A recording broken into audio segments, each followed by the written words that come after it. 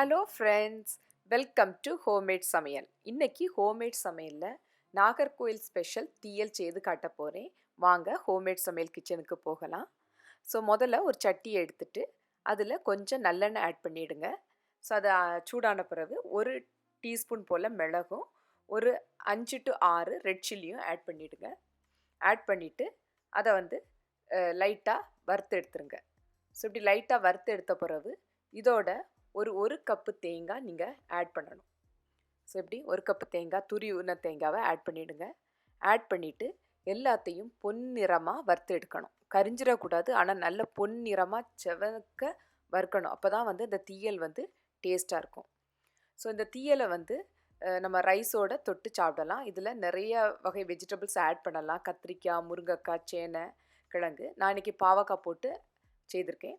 So இப்போ கொஞ்சம் வதங்கின பிறகு ஒரு 15 சின்ன வெங்காயம் ஆட் பண்ணியிருக்கேன். ஆட் பண்ணிவிட்டு இதோட ஒரு 2 பல்லு பூண்டும் ஆட் பண்ணிவிடுங்க. ஆட் பண்ணிவிட்டு கொஞ்சம் கருவேப்பிலை அதையும் ஆட் பண்ணிவிடுங்க. ஆட் பண்ணிவிட்டு நல்லா செவக்க வறுக்கணும். ஸோ இது ரைஸோட நல்லா இருக்குன்னு உங்களுக்கு சொன்னேன். அப்புறம் இதை கேஸ் ட்ரபிள் உள்ளவங்க வாரத்துக்கு ஒருக்க இதை செய்து சாப்பிட்டிங்கன்னா அடிக்கடி இந்த கேஸ் ட்ரபிள் வராது. ஏன்னா நல்லா வறுத்து நம்ம எல்லாம் இந்த வெங்காயம் பூண்டு எல்லாம் போட்டு வறுத்து அரைச்ச கறினால் ரொம்ப நல்லது உடம்புக்கு. ஸோ இந்த மாதிரி வறுத்து எடுத்துடுங்க. கொஞ்சம் எண்ணெய் குறைஞ்ச மாதிரி இருந்துன்னா கொஞ்சம் ஆட் பண்ணிடலாம். நான் நல்லெண்ணெய் தான் யூஸ் பண்ணியிருக்கேன். ஏன்னா நல்லெண்ணெய் தான் உடம்புக்கு ரொம்ப நல்லது. இந்த மாதிரி குழம்பெல்லாம் நீங்கள் நல்லெண்ணெயில் செய்தீங்கன்னா ரொம்ப டேஸ்ட்டாகவும் இருக்கும். ஸோ நான் இந்த மாதிரி நல்லெண்ணெய் ஆட் பண்ணி அதை நல்லா செவக்க வறுத்து எடுத்துருக்கேன். பாருங்கள் என்ன மாதிரி அளவுக்கு நான் வறுத்துருக்கேன்னு சொல்லிட்டு இந்த ஃபார்மில் நீங்கள் வறுத்து எடுக்கணும். ஸோ இப்போ இதோட ஒரு 2 டீஸ்பூன் மல்லிப்பொடி ஆட் பண்ணணும். ஏன்னா முதலே ஆட் பண்ணிடக்கூடாது. ஏன்னா பொடினால் முதலே ஆட் பண்ணால் கரிஞ்சிரும். ஸோ இப்படி நல்லா வறுத்த பிறகு தான் அந்த மல்லிப்பொடியை நீங்கள் ஆட் பண்ணணும். ஆட் பண்ணிவிட்டு ஒரு 2 நிமிஷம் இதோட வறுத்து எடுத்துடணும். ஸோ இது வறுத்து எடுத்த பிறகு என்ன பண்ணணும்னா இதை நல்லா ஆற வச்சு நல்லா அரைச்சி வச்சுருங்க.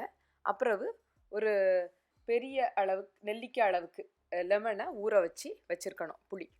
அப்புறம் அது நல்லா ஆறி அதை அரைச்சிடலாம்.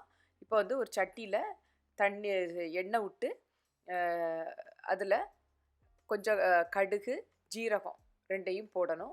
போட்டு பொரிஞ்சு வந்த பிறகு நம்ம ஒரு பெரிய வெங்காயம் ஸ்லைஸாக கட் பண்ணி வச்சுருக்கோம். அதையும் அதில் ஆட் பண்ணிவிட்டு கொஞ்சம் 2 பச்சை மிளகாய் ஆட் பண்ணிவிடுங்க. அப்புறம் பாவக்காய் சின்ன சின்ன பீசஸாக கட் பண்ணி வச்சுருக்கேன். அதையும் ஆட் பண்ணி நல்லா வதக்கி எடுக்கணும். காய் வெங்காயம் எல்லாம் போட்டு நல்லா வதக்கின பிறகு ஒரு தக்காளி வெட்டி வச்சுருக்கணும்.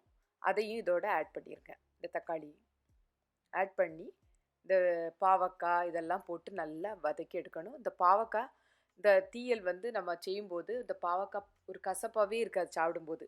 ஏன்னா நம்ம அந்த புளியெல்லாம் கரைச்சிட்டு இந்த வறுத்து அரைச்சி போடுறோமா, அதனால எந்த ஒரு கசப்பும் வராது. நல்ல டேஸ்ட்டாக இருக்கும் ரைஸோட சாப்பிடும்போது. ஸோ இந்த மாதிரி ஓரளவுக்கு நீங்கள் வதங்கின பிறகு நம்ம அரைச்சி வச்சுருக்கோம்ல அந்த அரைப்பையும் நம்ம இந்த புளி ஊற வச்சுருக்கோம்ல ஒரு பெரிய நெல்லிக்காய் அளவுக்கு அந்த புளியையும் நம்ம இதோட ஆட் பண்ணணும். ஸோ ஓரளவுக்கு வதங்கின பிறகு ஸோ இந்த மாதிரி புளி ஒரு பெரிய நெல்லிக்காய் அளவுக்கு புளியை கரைச்சி விட்டுட்டு இந்த அரைப்பையும் நீங்கள் இந்த மாதிரி அரைச்சி வச்சுருக்கணும். அதையும் இதில் ஆட் பண்ணிவிடுங்க. ஆட் பண்ணிவிட்டு நம்ம அந்த வதக்கி வச்சுருக்கோம்ல அதோட நல்லா மிக்ஸ் பண்ணிவிடுங்க. நம்ம அந்த கிரேவிக்குள்ளே தண்ணி அந்த கன்சிஸ்டன்சிக்கு கொண்டு வர அளவுக்கு நீங்கள் தண்ணியை ஆட் பண்ணிடலாம். ஸோ இந்த மாதிரி நல்லா மிக்ஸ் பண்ணிவிட்டு நம்ம தேவையான அளவு உப்பும் போட்டுடலாம். ஸோ நான் ஒரு 2 டீஸ்பூன் உப்பு போல் போட்டிருக்கேன். நீங்கள் டேஸ்ட் பார்த்துட்டு வேறு ஆட் பண்ணணுன்னா ஆட் பண்ணிடலாம் பிறகு.